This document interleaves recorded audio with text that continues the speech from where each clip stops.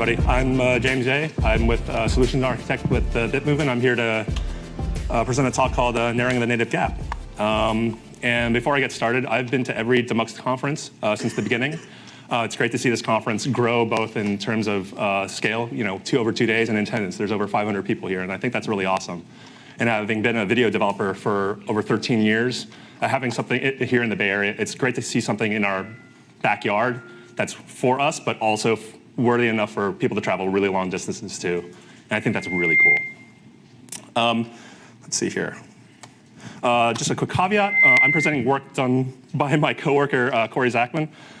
Just to give you an idea, the last time I was a full-time player engineer, the player I worked on was primarily used for playing back physical media. So it's been a while. So also, by the way, if Strobe is here, you still owe me a bacon cannon from Demuxed 2015. So problem statement. All right, let's get started. So you have content.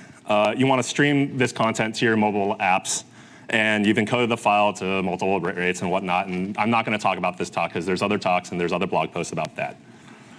So the question is like, well, OK, how should you build your apps to play these videos?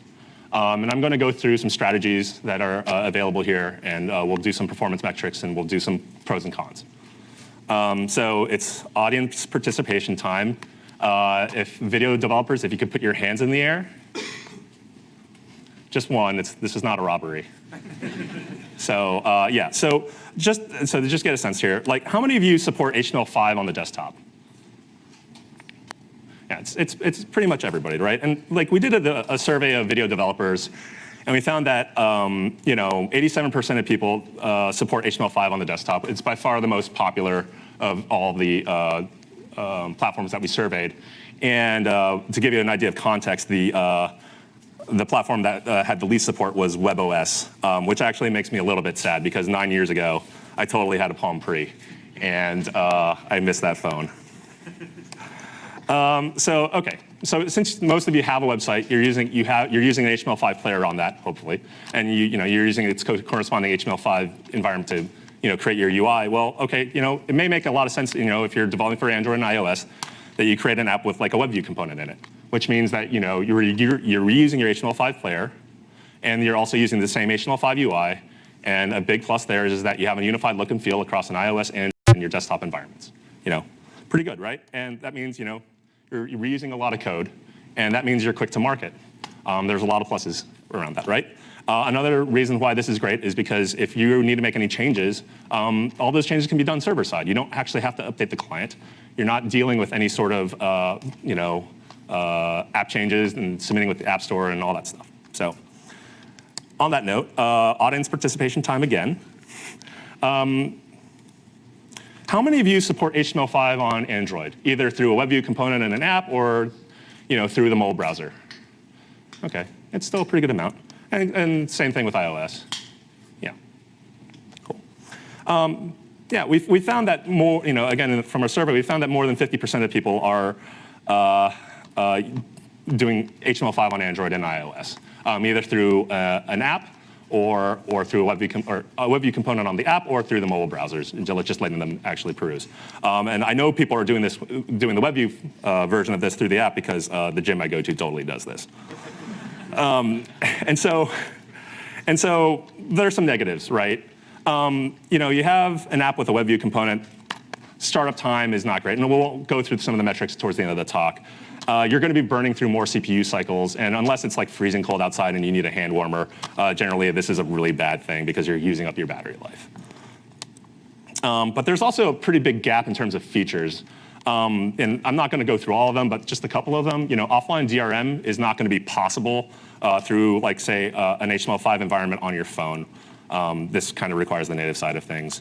HEVC on Android isn't supported by the MSEs, whereas like through the native player it is. And just to give you an idea on the iOS side, I mean, Fairplay on mobile Safari is just a recent development, right? It hasn't been around for very long. And then I'll get to this later, but through an HTML5 player, you're not going to have full access to the sensors on your phones. Yeah. OK, so that's one side of the pendulum. Let's go to the other side, right? Let's go pure native. OK, last time, I swear. Do you use a native player on Android? Hands up. OK.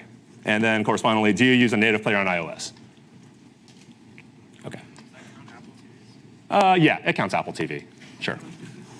And so according to our survey, the second, third most popular environments, the ones after HTML5 on desktop, are native Android and native iOS. I don't think that comes as a surprise to anybody because, honestly, I mean, smartphones are ubiquitous. We almost all have them. I mean, I don't think there are too many Luddites here, right? So let's keep going. So let's talk about, OK, you're dealing with a native player, and I'm talking about general AV player on iOS and EXO player on Android. And so, and then there are corresponding UI environments as well, which are going to be different. So kind of some of the negatives here, though, is that engineers that know how to use AV Player and EXO Player are a little bit more specialized than anybody who can just put a WebView component in an app, right? So it may cost a little bit more engineering effort.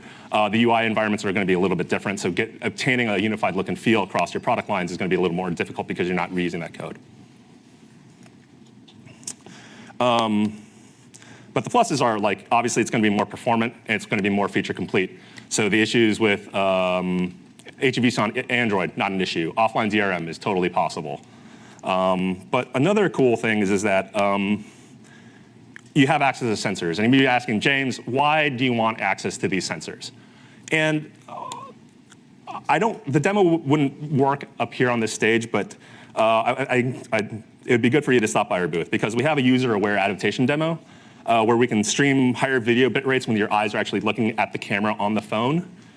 And we're streaming lower bit rates or actually stopping the video completely when your eyes are not on the phone.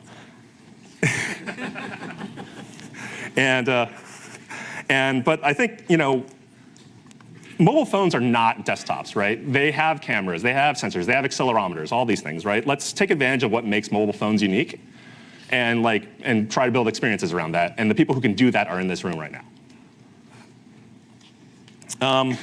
The one drawback, and I kind of talked about this before, because you're dealing with all these different UIs, is that not only is it going to be harder to kind of keep that unified look and feel, but any sort of changes you want to make, you're going to have to deal with the app stores because you're going to be doing it from the client side. So that's kind of a negative on that side.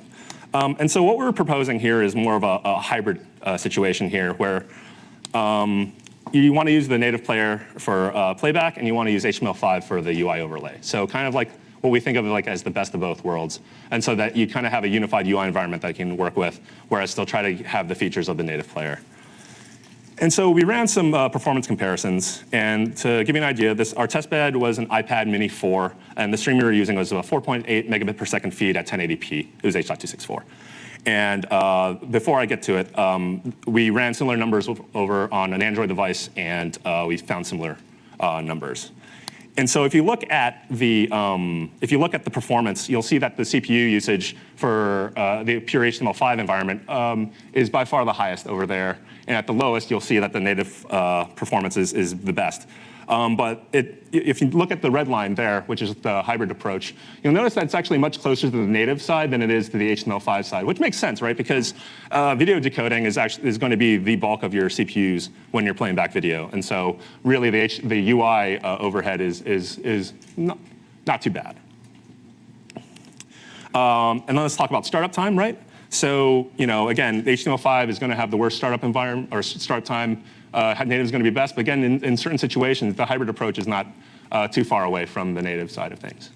And we will be running a suite of tests from the Pixel 1, 2, and hopefully the 3 whenever I get it.